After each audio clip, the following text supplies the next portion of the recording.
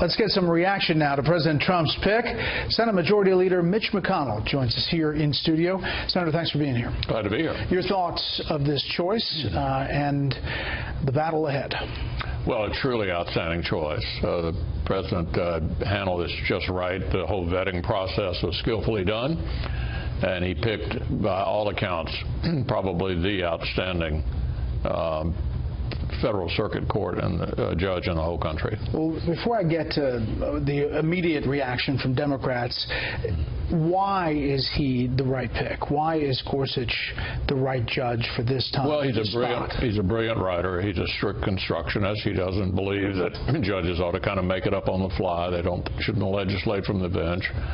And that's the kind of judge I think people would like to have in a position like that, not somebody who's got favorites or plays favorites and trying to reach decisions to reinforce their political biases. This guy's a truly outstanding choice. House Minority Leader Nancy Pelosi was just on air a short time ago, and she said this about the appointment. It's a very hostile appointment. Hail fellow, well met, lovely family, I'm sure. But as far as your family is concerned, and all of if you breathe air, drink water, eat food, take medicine, or in any other way interact with the courts, this is a very bad decision. Well outside the mainstream of American legal thought. Not committed to Supreme Court precedents. Went into great detail about women's issues and other issues as well. Well, it's not the justice job to play favorites. It's to call the balls and strikes. You get a case argued before you. You see if there's relevant precedent. There's no indication he's not someone who would follow precedent. The Democrats are going to object to whoever was appointed. I mean, if it hadn't been one argument, it'd be another. The House won't have any involvement in this. This will be a Senate issue. We are involved in confirming Supreme Court justices. A number of Democrats have already indicated tonight that they don't think filibustering this judge is a good idea. I think that's an encouraging sign that there are enough Democrats in the Senate with an open mind to judge this nominee on the merits. You need 8. We will ultimately, yeah. Mm-hmm. Can you get 8? We'll find out, won't we? Yeah. How do you get 8? Well, I'm going to give the Democrats an opportunity to take a look at this nominee. He'll be meeting with everybody. He'll be having hearings. There'll be ample opportunity to assess his credentials. And I'm hoping at the end of the day they'll conclude that this nominee should be given what we call an up or down vote. That is, not stopped on a procedural vote. And that's what happened to Justice Alito, for example. They required him to get 60 votes. He did, and then he was subsequently confirmed. Democrats say this. They say that they should fight, and they should fight hard because of the way you dealt with Merrick Garland. Here is the Senate Minority Leader talking on that issue. Clearly what they did with Garland was wrong, but we're not playing tit for tat here.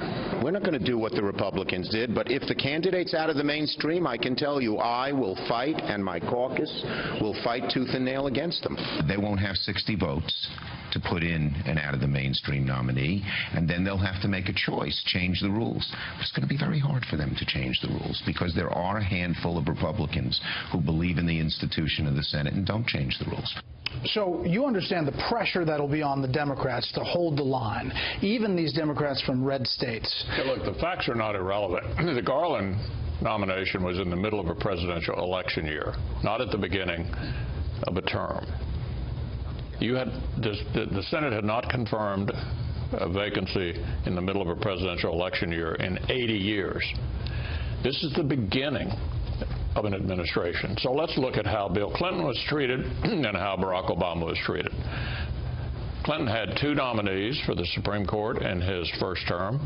Both of them were confirmed without a filibuster.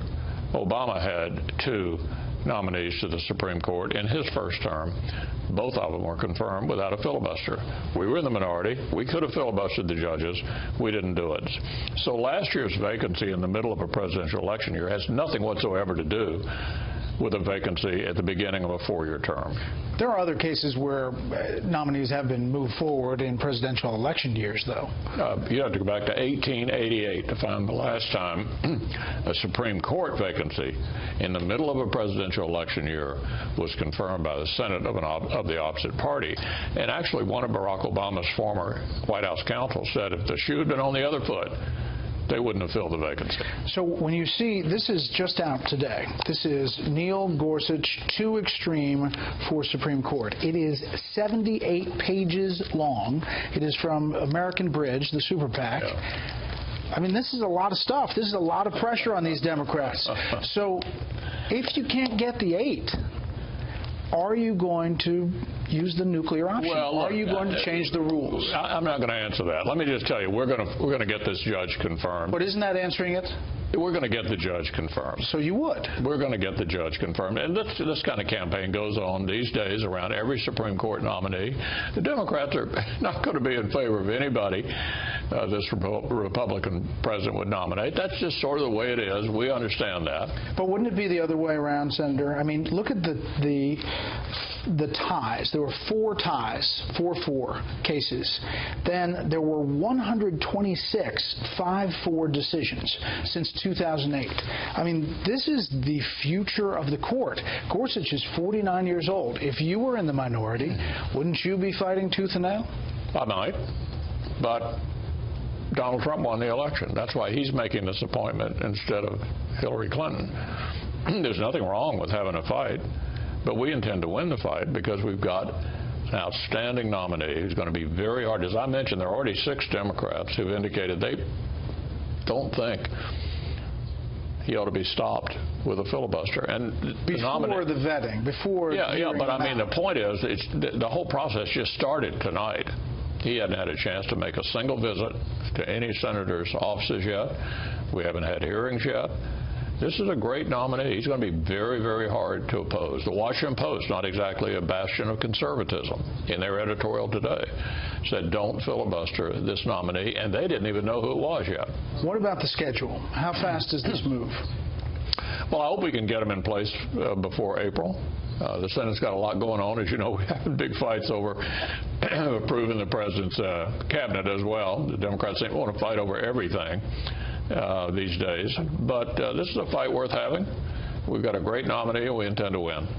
Speaking of which, Elaine Chao, your wife, now confirmed as Transportation Secretary. Congratulations, I assume. The Senate Minority Leader, though, voted against her. Well, you'd have to ask him about that. He said that she wouldn't answer the question about the extreme vetting proposal. Yeah, well, he was one of 6 Democrats who opposed her. It was rather overwhelming, and I'm proud of the fact that my colleagues stepped up for her. What about that dust-up about this executive order and how it was rolled out?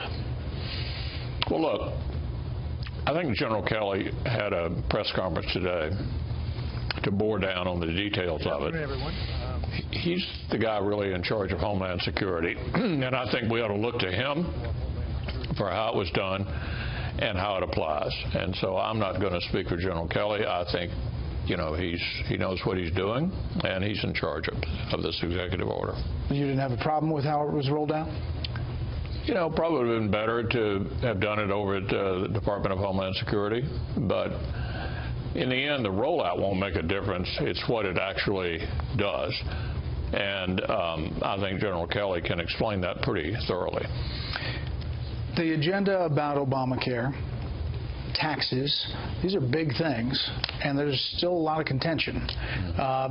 Will there be a 200-day strategy on those 2 big things? Well, what we hope to do this year, we've talked to the House and to the President, is to move forward with repealing and replacing Obamacare. We have a number of the previous president's executive orders and regulations we want to take off the books, and we think we have the ability to do that, and we're going to start it this week. Then we are going to try to do comprehensive tax reform as well. All of these are very big, transformative issues.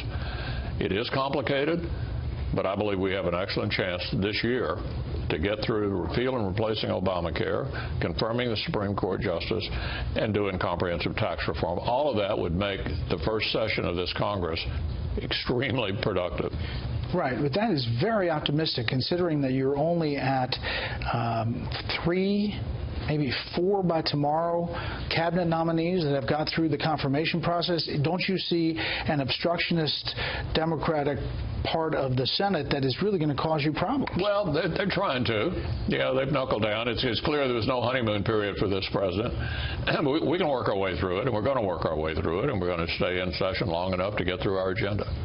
The debt ceiling mid-March? That'll have to be dealt with when the administration says it's time to do it. We're not going to default on our national debt for the first time in history.